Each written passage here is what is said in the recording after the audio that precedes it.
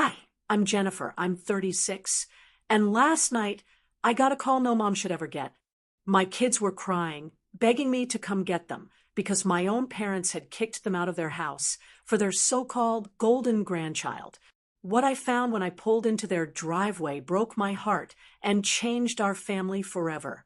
Tell me in the comments where you're watching from and subscribe for more real family drama and emotional courage stories. The sound of my phone buzzing in the middle of the night yanked me out of a deep sleep. At first, I thought it was my alarm. Maybe I'd accidentally set it wrong, but then I saw the screen. It was my son calling from my parents' house. Something inside me went cold. "Ethan?" I answered, my voice still groggy. All I heard at first was breathing, then a sniffle. "Mom." His voice cracked so hard it didn't sound like my confident 12-year-old boy. Can you come get us?" Now, I was wide awake. What? What happened? Where's your sister?" "She's here," he said, and I heard my daughter whimper in the background. "We're in the garage." I sat straight up in bed. "The garage? Ethan, why are you in the garage?" "They told us we had to sleep out here," he said quickly, like he was afraid someone might overhear. "They said Olivia needed the guest room because she's special." Olivia, the golden grandchild, my niece. I didn't even bother to change out of my pajamas. I grabbed my keys, slid my sneakers on, and ran out the door. My husband, Mark, woke up just in time to hear the front door slam, but I couldn't stop to explain. The streets were nearly empty as I drove across town, my hands tight on the steering wheel. My heart was pounding, but my head was racing faster. Flashes of every time my parents had brushed my kids aside, every time they'd gone out of their way to make Olivia the center of attention. When I finally turned into their driveway, I didn't even park all the way. The headlights lit up the side of the house. And there they were, my two kids sitting on a thin blanket on the concrete floor of the garage, holding their backpacks like shields. The sight hit me like a punch to the gut. I jumped out of the car and ran to them. "Oh, my God, come here." They scrambled into my arms. My daughter's face was streaked with tears, and Ethan's sweatshirt was damp from the chilly night air. "They wouldn't let us sleep in the living room," my daughter said, her voice small. "Grandma said the living room was for grown-up guests, and we had to stay here." I swallowed hard, trying to keep my voice calm for their sake. "It's okay, honey. You're coming home now." As I helped them into the car, I glanced at the side door to the house. It was locked. No one came out. No one even looked to see if they were okay. I shut the car door a little harder than I meant to and slid into the driver's seat. The drive home was so quiet it felt like the air had been sucked out of the car. I kept glancing in the rearview mirror. My son was staring out the window. My daughter had her thumb tucked under her chin, something she only did when she felt really scared. "You guys didn't do anything wrong," I said softly, gripping the wheel so tight my knuckles ached. "They said we were being too loud when we played cards," Ethan said after a long pause. "But we were just whispering. Olivia was the one yelling. But Grandma said she needed her sleep and that we were the problem." I felt something inside me twist. This wasn't just about one night. This was about years of my parents putting my kids last. I turned onto our street, my headlights sweeping across the quiet houses. When we pulled into our driveway, Mark was standing on the porch in his sweatpants, looking worried. "What happened?" he asked as soon as we stepped inside. "They made them sleep in the garage," I said flatly, "because Olivia wanted the guest room." Mark's jaw tightened, but he didn't say anything in front of the kids. He just crouched down and hugged them both. "Come on," I said gently. "Let's get you warmed up." We went into the kitchen. I poured 2 mugs of milk and heated them on the stove while the kids sat at the table. The warm light made their faces look even paler. "Do you want to tell me exactly what happened?" I asked, keeping my voice soft. Ethan nodded.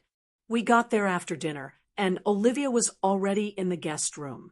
Grandma told us to bring our stuff to the garage because there wasn't room for us. I thought she was joking at first. She wasn't, my daughter whispered. She put out one blanket and told us to share. And when I said it was cold out there, Ethan added, Grandpa said, you'll be fine. Kids used to camp outside all the time. My chest burned. I felt like I was 13 again, sitting at the kitchen table and begging my parents to take me seriously about something they thought was silly. I reached over and squeezed their hands. You two don't deserve that. Not from anyone, and especially not from family. They both nodded, but they still looked unsure, like they were waiting for me to say they had to go back tomorrow and pretend everything was fine. You're staying here tonight, I said firmly. You're safe now. After they finished their milk, I tucked them both into the couch with extra blankets, even though their rooms were upstairs. They wanted to stay close. When the house finally got quiet again, I stood in the kitchen for a long time, staring at my phone. My parents hadn't called. Not a single text asking if the kids were okay. I put the phone down and just stood there, listening to the steady sound of my kids breathing from the living room. I'd let a lot of things slide over the years, the favoritism, the offhand comments, the excuses. But tonight crossed a line, and I knew one thing for sure. I wasn't going to let them hurt my kids like this ever again. The house was still except for the quiet hum of the refrigerator and the occasional creak of the old wooden floor under my feet. I stayed standing in the kitchen long after I'd promised myself I'd go to bed. Sleep wasn't going to come easy tonight, not after what I had just seen. I walked to the living room and knelt by the couch. Ethan was sprawled on one side, his arm draped protectively over his little sister, like he was afraid someone might try to take her away even in her dreams. Their faces were finally calm, but I couldn't get the image of them shivering in that cold garage out of my head. I brushed a strand of hair off my daughter's forehead, then quietly headed back to the kitchen and sat at the table. The silence pressed in around me. For the first time in years, I felt like a child in my parents' house again. Only this time, I wasn't the one being ignored. I grabbed a notebook from the drawer, the one I usually used for grocery lists, and started writing down everything that had just happened. It wasn't just to remember.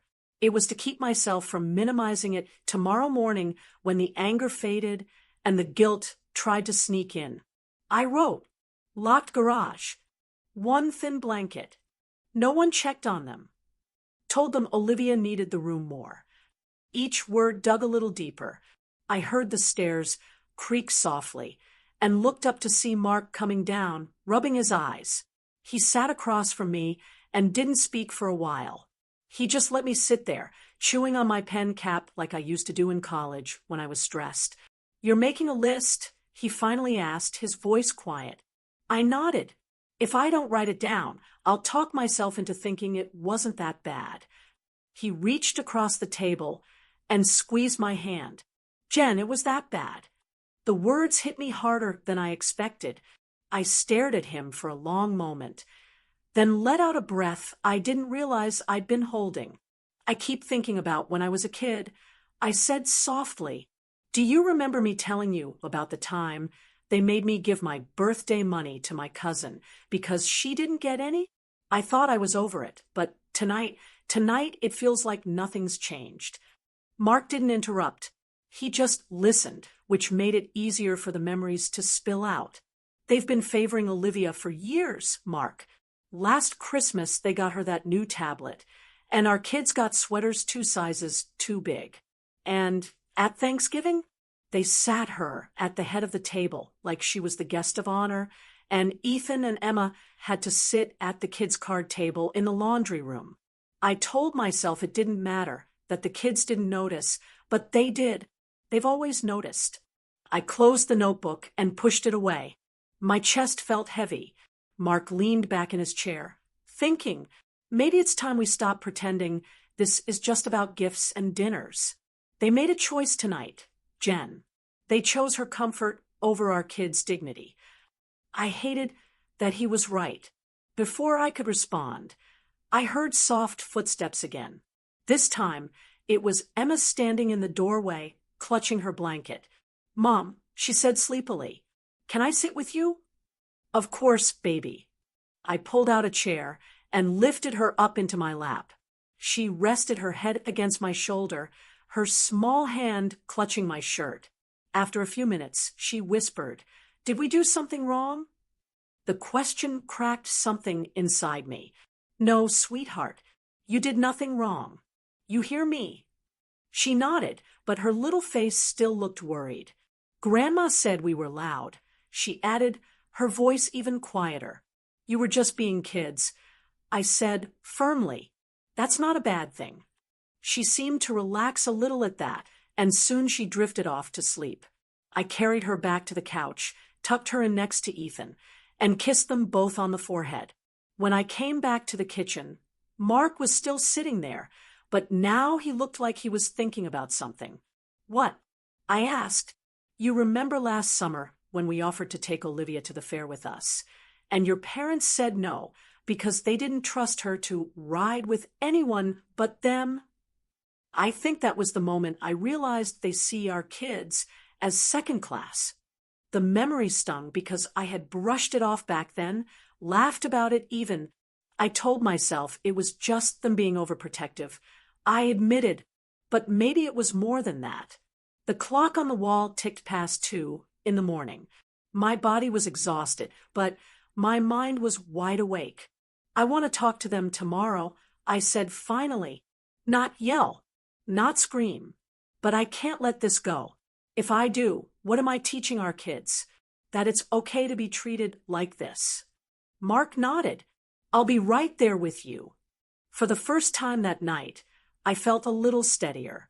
I stood and poured myself a glass of water, staring out the dark kitchen window. The yard outside was still, the swing set barely visible in the moonlight. I imagined my kids out there playing in the sunshine, laughing, free from this heavy cloud of favoritism that had followed me since I was a child. That image gave me strength. As I walked back toward the living room, I stopped and looked at my kids one more time. Their faces were peaceful, the kind of peaceful I wanted them to feel every day. I knelt down beside the couch and whispered, "You are worth more than this, and I promise I'll make sure you know it." The words were just for me, a promise, a line in the sand. I stayed there until my legs started to cramp, until I felt calm enough to stand up again. And then I turned off the kitchen light and finally let myself rest, not because the night was over, but because I knew tomorrow was the start of something new. Morning sunlight slipped through the curtains, landing in soft stripes across the living room floor. I was already awake, sitting on the edge of the couch, elbows on my knees, watching Ethan and Emma stir. Their hair stuck up in messy tufts, their blankets half kicked off.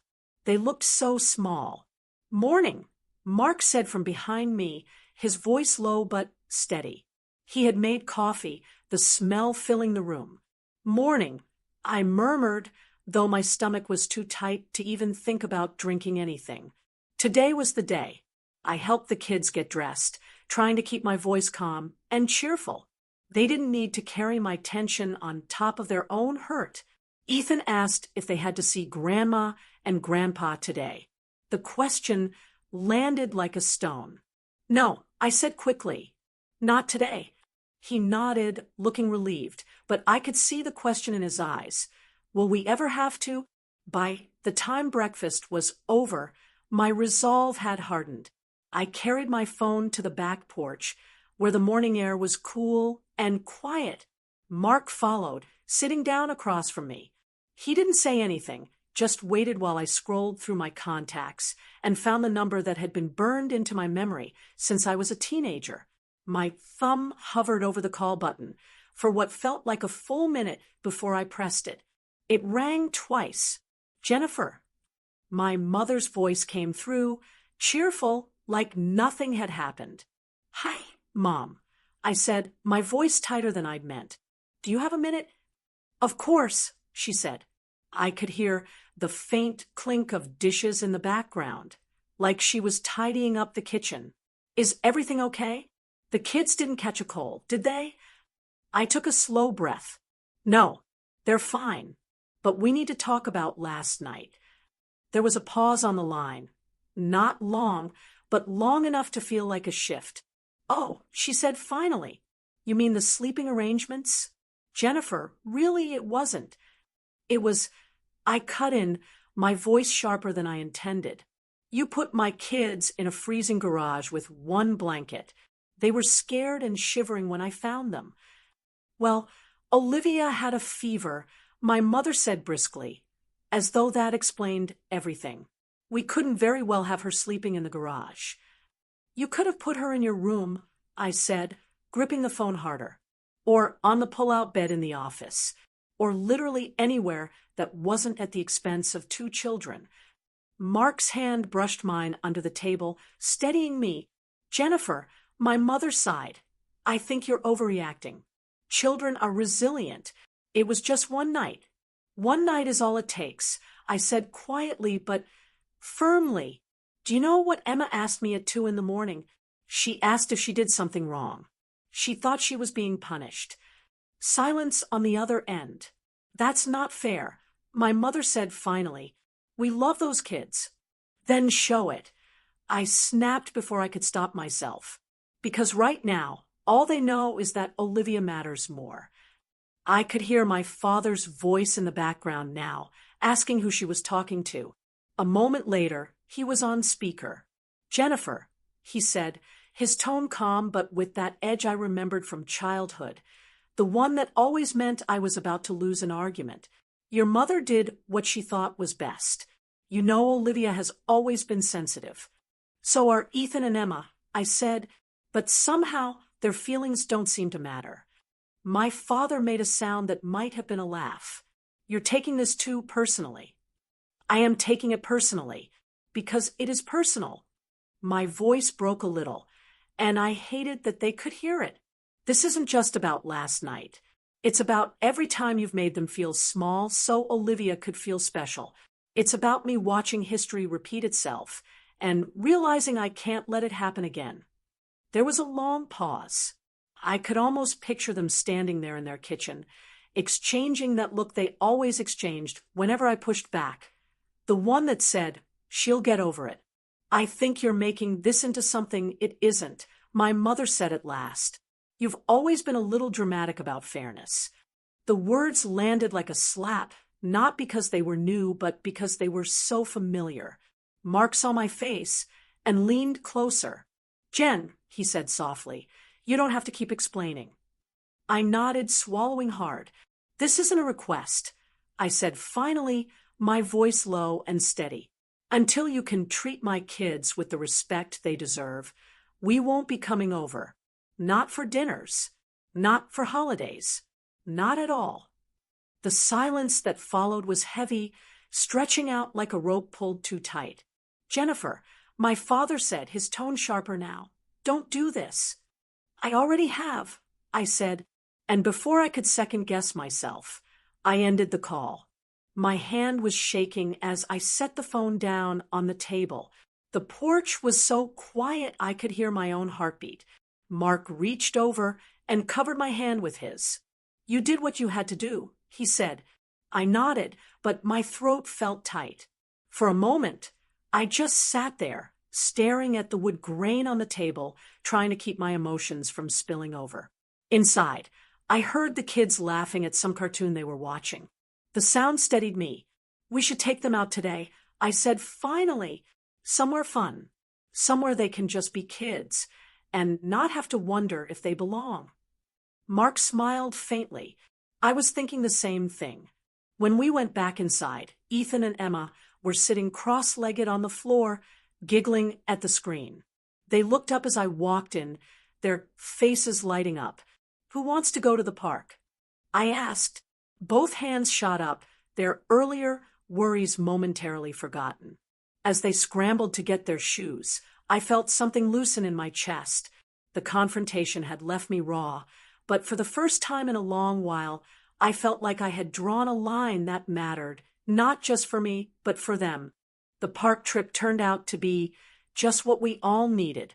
Ethan raced across the grass, his sneakers kicking up little sprays of dirt, while Emma climbed the jungle gym with determined focus.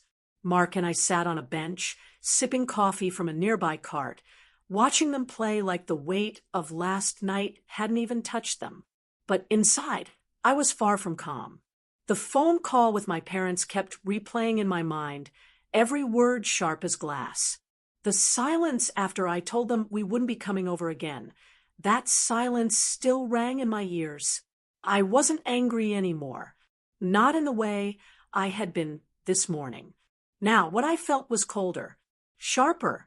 If they wanted to play favorites, I would make sure they saw exactly what that cost them. I didn't want a screaming match or a dramatic showdown. I wanted them to notice the absence of Ethan and Emma. I wanted them to miss the kids' laughter, their drawings on the fridge, the handmade cards they used to bring every holiday. And I knew exactly where to start. When we got home, I found the photo album my mom had given me last year. It was full of family pictures, including ones of Ethan and Emma at past Christmases and Thanksgivings. I set it on the table and flipped through it slowly. Mark sat down next to me. "You okay?" "I'm fine," I said, though my voice was flat. "Just thinking." He studied me for a moment, then nodded. "You're planning something, aren't you?" I met his eyes. "I'm done trying to fix this by talking. They're not listening, so we're going to show them." Mark didn't ask for details. He just reached over, rested his hand on mine, and said, "Then I'm with you." That night, while the kids were asleep, I logged into the shared family photo drive that my mom managed. For years, I'd been the one uploading pictures of Ethan and Emma so the grandparents could see every milestone, their first day of school, birthdays, vacations. One by one, I began removing every photo of my kids from the album. Not deleting them entirely, just moving them to a private folder on my computer. When I was done, I stared at the empty spaces where their faces used to be. The photo feed now showed only pictures of Olivia, smiling at birthdays, playing in the yard, dressed as a princess for Halloween. Good. If my parents wanted to build their entire world around their golden grandchild, let them see what that actually looked like. The next step came quietly, almost naturally, when my mom texted later in the week asking if I could send over the kids' new school pictures. I replied politely that I'd rather keep those private this year. When she asked if we'd be coming to Olivia's upcoming dance recital, I told her we had other plans. The truth was we didn't, but I didn't feel guilty. I was tired of rearranging my kids' lives just to sit in a dark auditorium watching a child who had never once shared her toys with them. Weeks passed, and I kept our distance. We planned small adventures, Saturday pancake mornings, movie nights with popcorn, trips to the library, and ice cream shop. The kids didn't even seem to miss the visits at first. But then, one night, Emma asked, "Mom, when are we going to Grandma's again?" I hesitated, tucking her blanket around her shoulders. "Not for a little while." I said gently, "Remember what happened at Thanksgiving?" Emma nodded, her face serious. "I don't like sleeping in the garage." She whispered, "You won't have to again," I promised, brushing her hair back from her forehead. "I won't let that happen." Her eyes softened with relief, and she curled up under the blanket. After I turned off the light, I stood in the hallway for a long time, listening to the soft sound of her breathing. That was when I knew I was doing the right thing. But it wasn't just about keeping them safe. It was about making sure my parents understood what they'd lost. A month later, I posted pictures on social media, not for the family, but for friends, of Ethan scoring his first soccer goal and Emma holding up a certificate from school. The comments poured in, "So proud of him. Look at that smile. Way to go, Emma." And sure enough, 2 hours later, my mom texted me. "Why didn't you tell us about Ethan's game?" she wrote. I stared at the screen for a long moment before replying. Because you didn't ask, I typed, it was petty, maybe, but it was true. For once, they were the ones left out of the loop. A few days later, my dad called. This time, I let it go to voicemail. His message was short, just a few words asking if we could talk. Not yet, I thought. Not until they understand. By mid-December, the shift had become obvious. My parents had sent several texts, each one a little more careful than the last.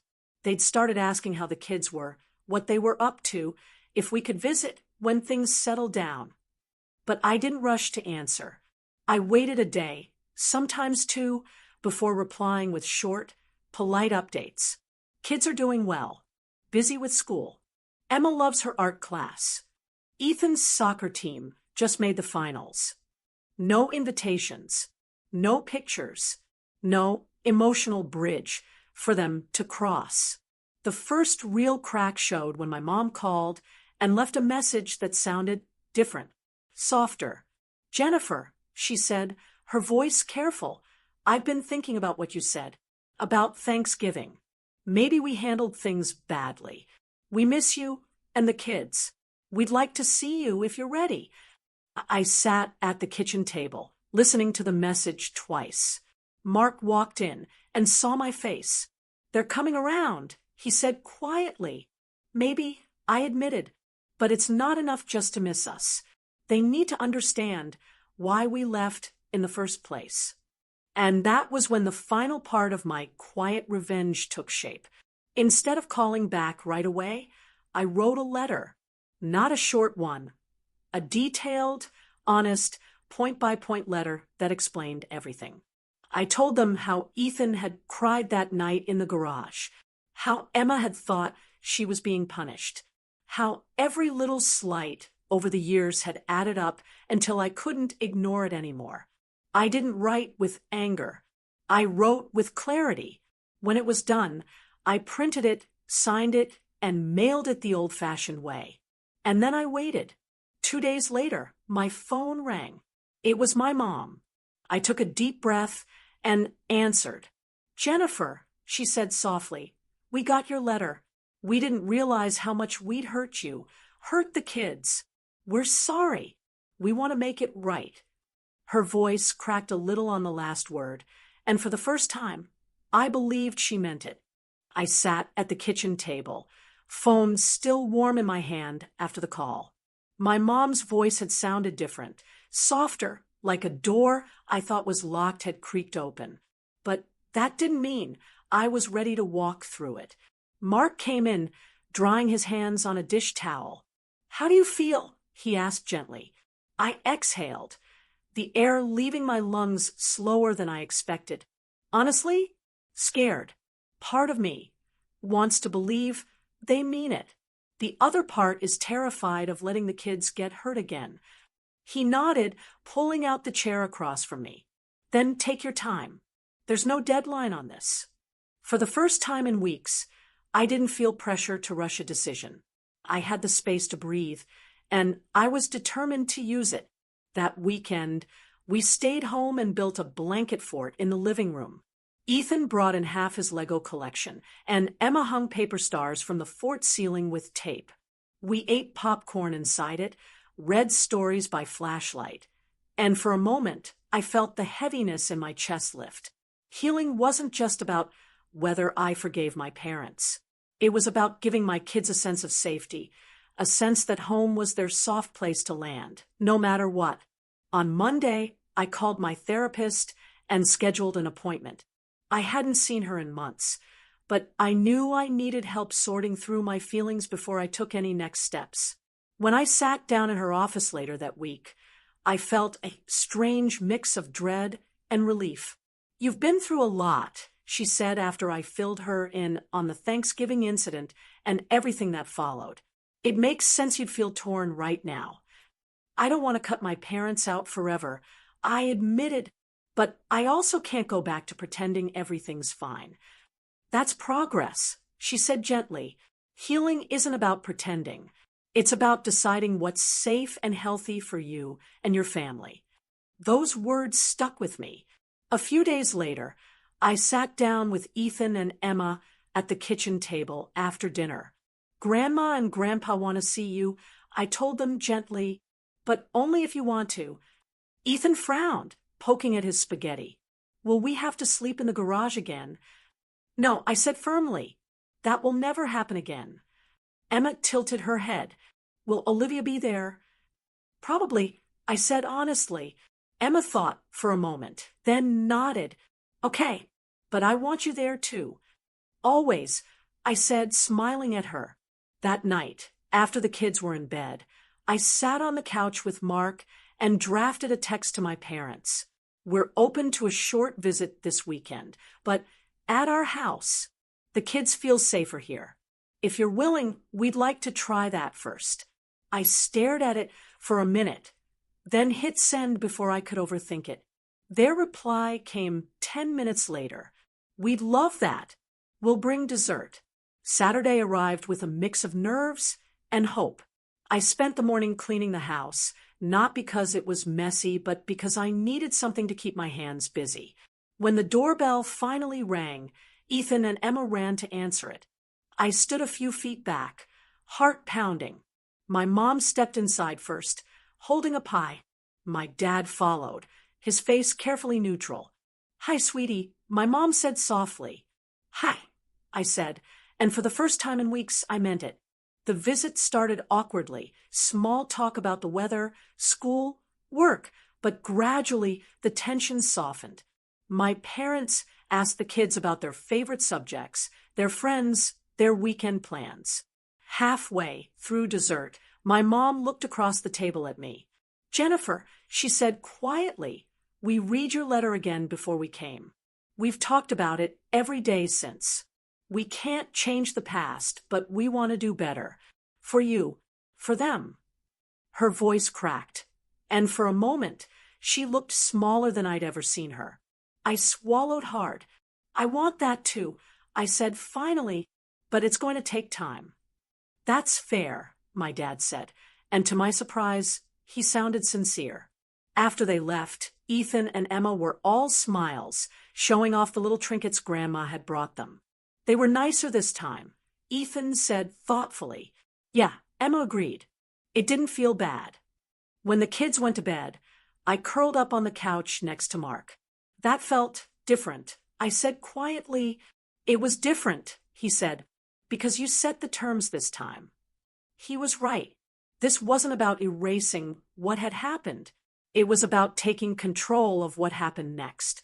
Over the next few weeks, the visits continued, always on our terms, always with clear boundaries.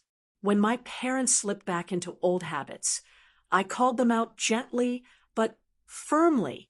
To my surprise, they started catching themselves before I even had to say anything. The healing wasn't perfect. There were still moments of tension, moments where I second-guessed myself. But little by little, the weight on my chest eased. One evening in late spring, I watched Ethan and Emma run barefoot through the backyard, laughing as Mark sprayed them with the hose. The sun was setting, painting the sky orange and pink. I felt something shift inside me, a deep, quiet peace. The hurt was still there, a scar that would probably never fade completely, but it didn't control me anymore. I had chosen to protect my kids. I had chosen to speak up. And now, slowly, I was choosing to forgive, not because my parents deserved it, but because my children deserved to see what it looked like to move forward without bitterness. That night, I tucked Ethan and Emma into bed, kissed their foreheads, and whispered, "You are loved. You are safe." When I turned out the light, I felt lighter than I had in months.